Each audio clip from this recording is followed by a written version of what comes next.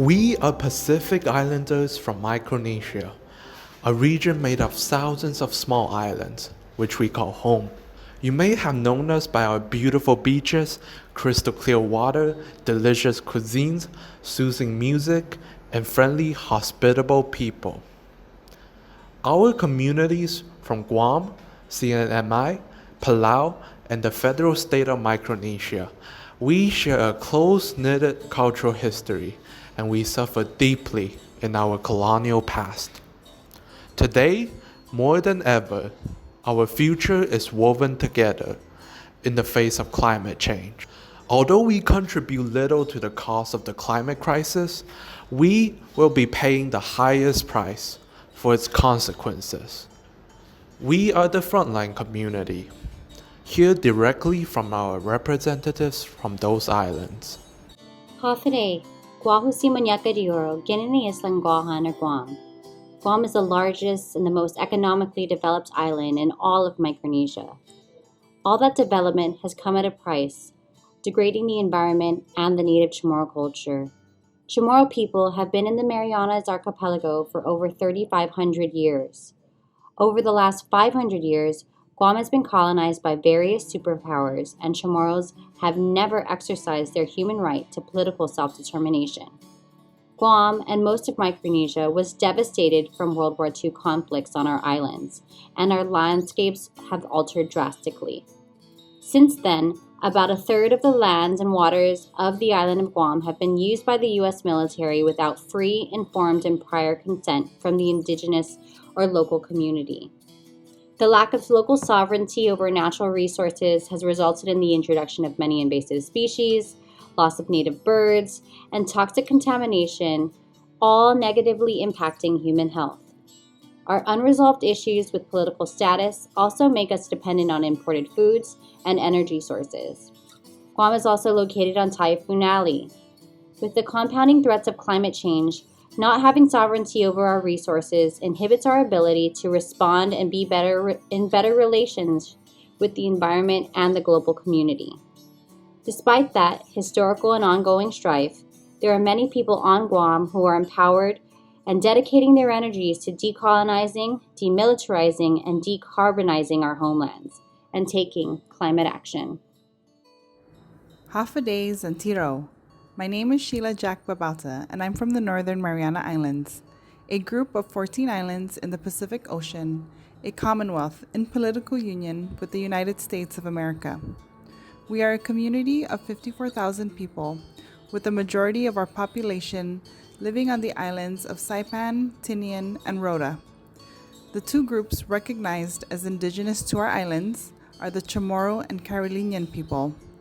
We have been politically divided from the island of Guam for centuries, our sister island in the Marianas.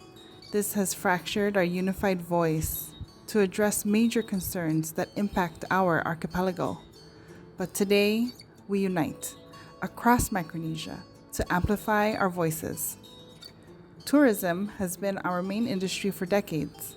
Our islands are known for its rich history and culture, magnificent beaches and crystal clear waters, year-round outdoor activities, and world-class golfing and diving spots. In 2018, Super Typhoon U2, the strongest typhoon ever recorded to hit my home, was catastrophic, leaving thousands homeless and hungry. Our community was devastated, and we knew this was just a glimpse of what's to come. In the Northern Marianas, we come face to face with the harsh realities of climate change. Typhoons have increased in strength and in numbers. The warming waters have harmed our coral reefs, and we are losing precious, limited land from the rising tides. Ali, my name is Miel Sekera Holm, and I'm from Palau, the westernmost island nation in the Pacific, with a population of about 20,000. Palau is typically known for its ocean conservation efforts, pristine dive sites, and world-famous natural features, such as the Rock Islands and Jellyfish Lake. It is also a matriarchal society, and still practices cultural traditions such as dances and ceremonies. Our culture and traditions stem from our values such as respect, sharing and caring, and having a sense of responsibility to our family, community, and our environment.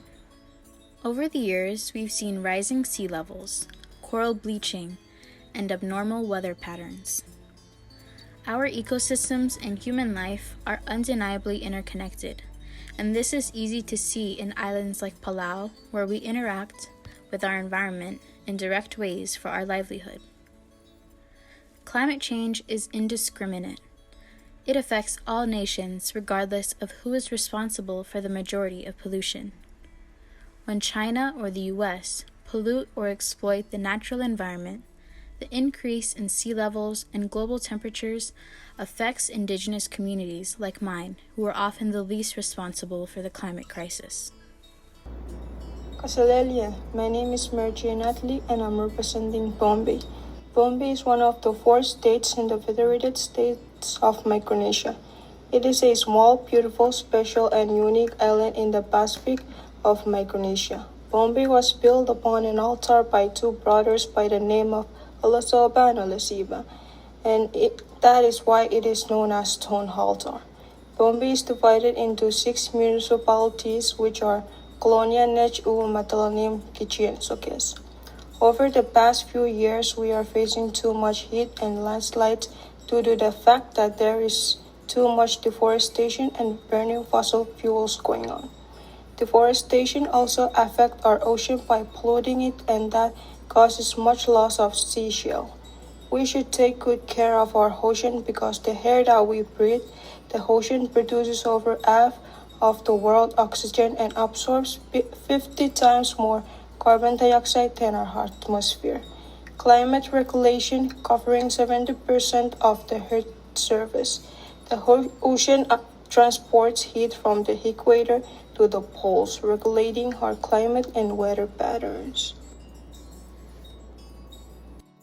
Mogithin from Yap. We hail from the island of Yap, locally known as Zovu, and we go by Michelle Chugan and Arlene Chugan. Yap is the westernmost state of the Federated States of Micronesia, or FSM, being the closest Micronesian island to Guam and the Republic of Palau, with its sister islands Chuuk, Pohnpei, and Kustrai. Yap is widely known in the Micronesian region for its traditional currencies, which are uniquely crafted, large circular limestone discs with carved holes in the centers. The value of the stone money is dependent upon the hardship of the expedition to acquire it and the amount and level of work needed to acquire each of the stones, mostly from the Republic of Palau. Yap is also known for its diving spots for manta rays and sharks. Located in the path of trade winds, Yap is susceptible to tropical storms that can turn into typhoons. These natural disasters not only destroy homes and wreak havoc on livelihoods, other impacts are also felt, such as damaging shorelines, erosion, saltwater inundation affecting taro patches, and more. Traditional ways such as building seawalls to serve as wave breakers continue to be practiced in Yap as an adaptive measure against the impacts of climate change. But it is no longer enough. Many households still farm and fish for food, nutrition, livelihood, and security. Perhaps this is the component largely affected by climate change by way of sea level rise, coral bleaching, and its impact on the marine ecosystem, and typhoons ruining homes and home gardens. Each of these Micronesian islands are unique in their own ways. They have their own traditions and culture that is unique to them. For instance, their traditional art and performances are unique and derived from their ancestral lineage. But rising seas, ocean acidification, and an increase in storms are eroding the unique cultural traditions and languages of Pacific people. Our panel needs a just transition. We need to be more regenerative in our ways of being. We need global support for the Pacific and other frontline communities.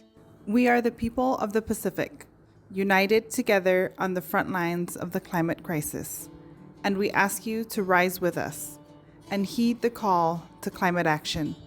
We are one planet, one home, one future.